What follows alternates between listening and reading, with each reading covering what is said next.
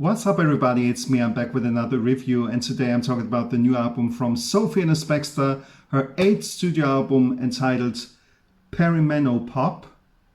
And it's her first studio album since 2023's Hannah.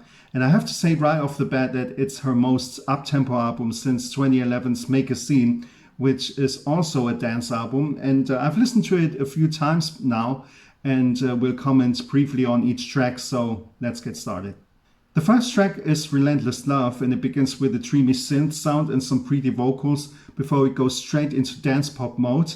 And it's a good opener that sets the tone for the album, and it reminds me of Moloko's Sing It Back, so very funky with a catchy chorus.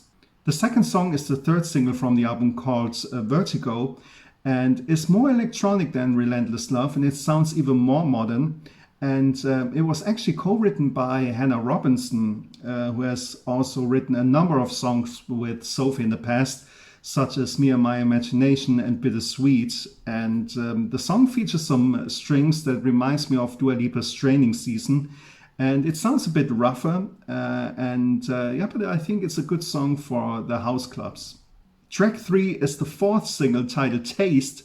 And to me, it sounds like a song for the catwalk or for a fashion show. You know, it could also be a Kylie Minogue song, I think. It's got some nice falsetto vocals from Sophie. Yeah, pretty good.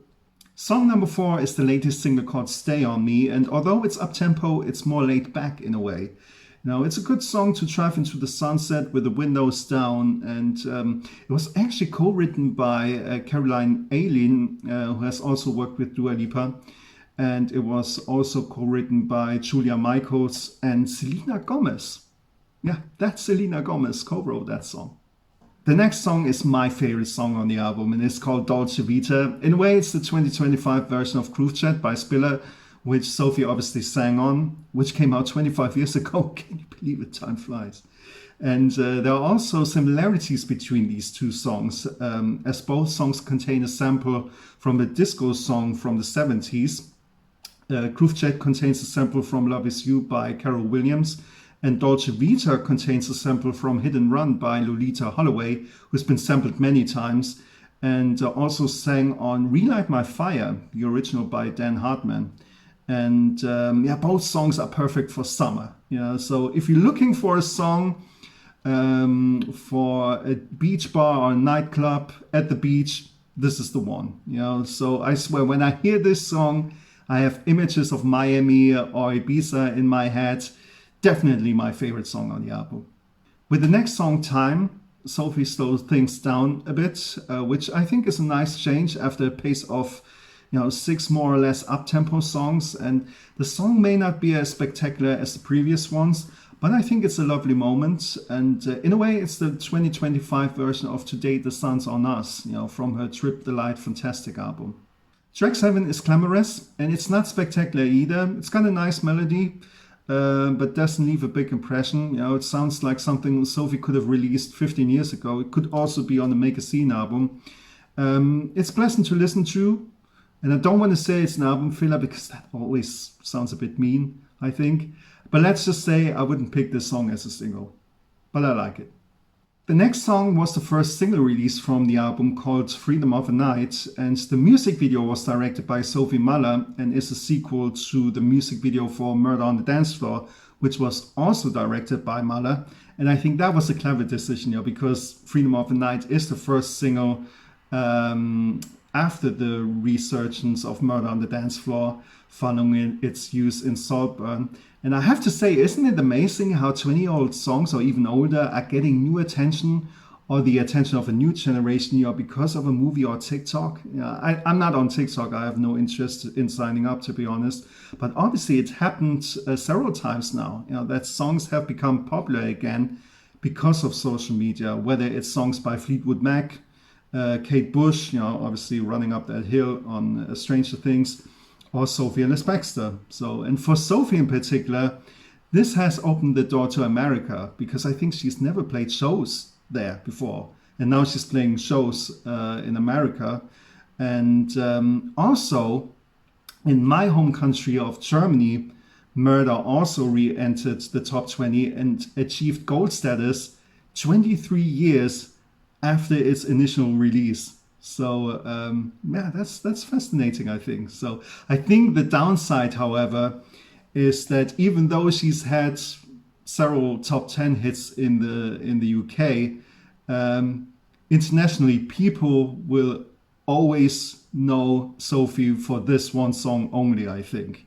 So because I think it's her signature song, but she's not a one-hit wonder. But that's how the mechanism work, I think. Because Richard Marx, for example, had a string of top 5 singles in the US, but all those songs are pretty much overshadowed by Right Here Waiting, right? I mean, you only know, or the majority of people only know Richard Marx because of Right Here Waiting, whereas in reality, he's had Angelia, Don't Mean Nothing, Shouldn't Have Known Better, Endless Summer Night, but all those songs are overshadowed by Right Here Waiting. The next track is called Layers, and in the first few seconds you think it's Funky Town by Lip Sync. It's got a similar bass line and a similar groove, and you can't deny Sophie's love for disco songs, and yeah, it's evident, especially in this song. So you can hear the strings and horns, and yeah, lovely track.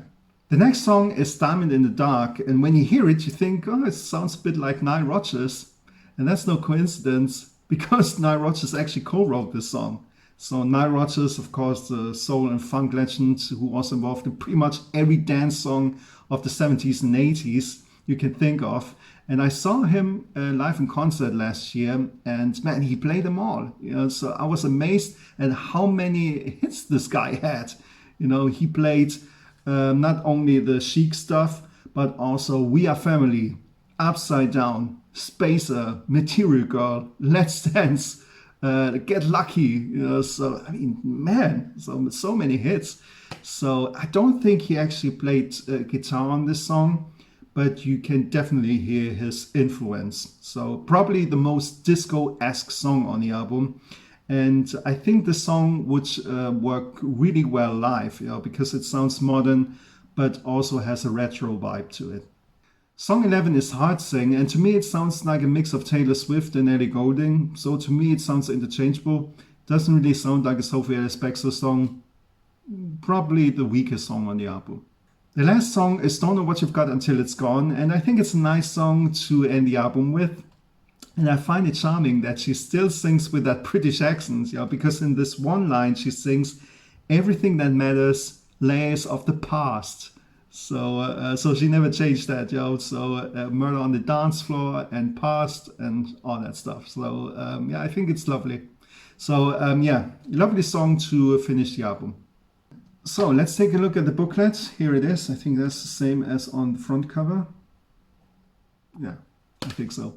There you go, the lyrics and the credits. Richard Jones actually played bass on some of the songs. Richard Jones, Sophie's husband, for 200 years. Okay, 20 years actually this year. So they've been together for a long, long time. There you go. I think the images look like how the album sounds like, if that makes sense.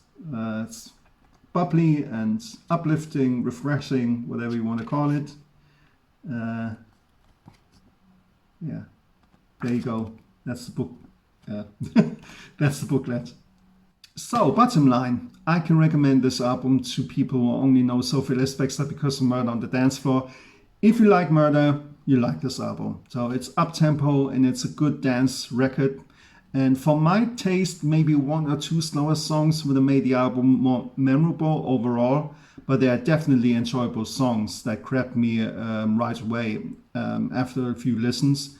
And that's always a good sign. And I think for Sophie, this album is a statement that after 25 years, almost 30 years if you count the time with her former band, she's far from disappearing and is cementing her place in the British music scene.